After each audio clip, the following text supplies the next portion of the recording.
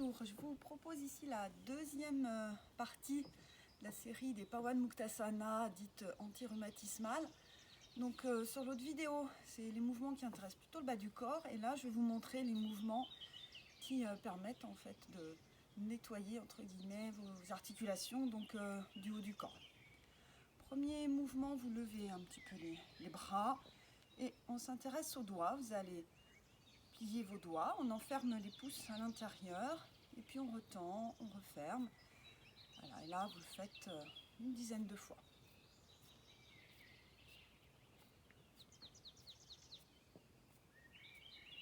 Lâchez vos bras. Le mouvement qui suit va permettre à nos poignets peut-être de se libérer. Donc on commence avec des flexions. Un peu comme si on poussait sur un mur.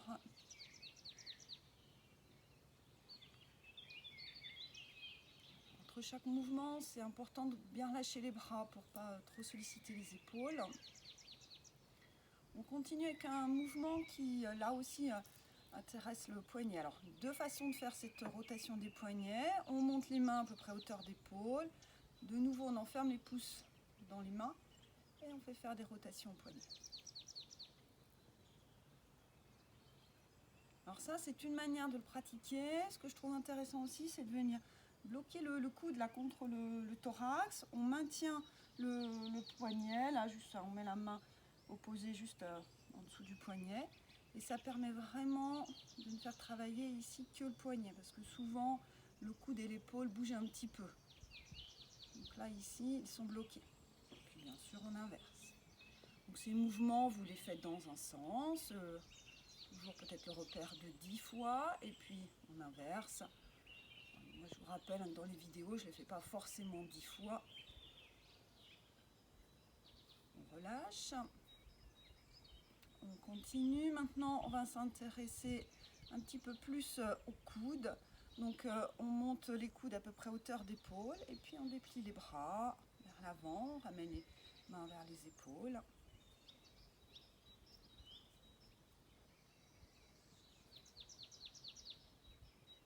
Continue de préparer les coudes. Cette fois, on monte les coudes par côté, on déplie les bras par côté.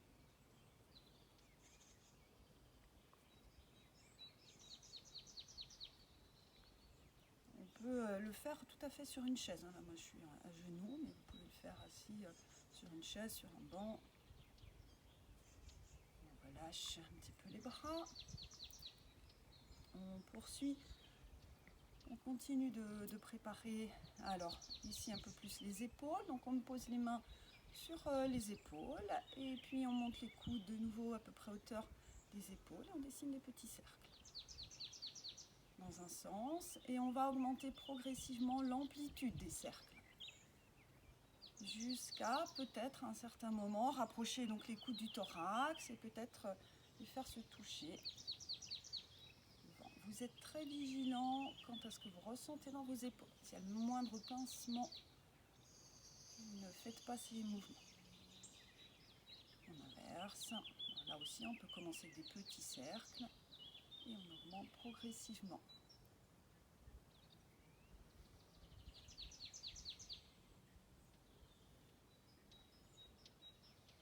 Voilà pour les épaules. On va maintenant s'occuper du cou. On commence par un mouvement de flexion de la tête. Donc quand on travaille au niveau du cou, des cervicales, il est important d'avoir une colonne érigée. Donc pour cela, on repousse le bassin, les ischions dans le support.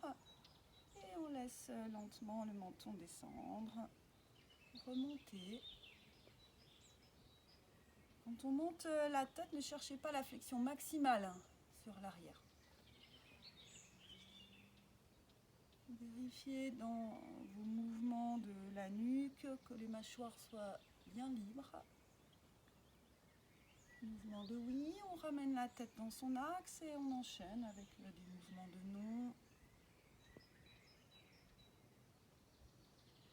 Ne vous inquiétez pas s'il y a des sensations de craquement, de grains de sable dans la nuque. Flexion, sans monter vos épaules.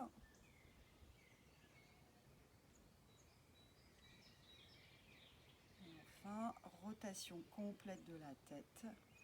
Allez-y avec beaucoup de lenteur, de douceur.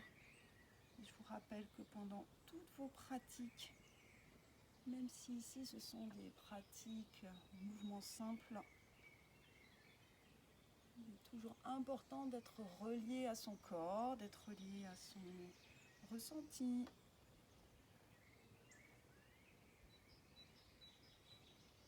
Voilà, et là aussi ce sont des mouvements où on est très vigilant.